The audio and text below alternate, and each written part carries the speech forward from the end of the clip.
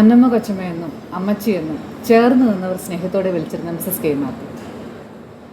ഈ വരുന്ന ജൂലൈ 10-ാം തീയതി അന്നമ്മ കൊച്ചമ്മയുടെ 19ാം ചരമവാർഷികമാണ്.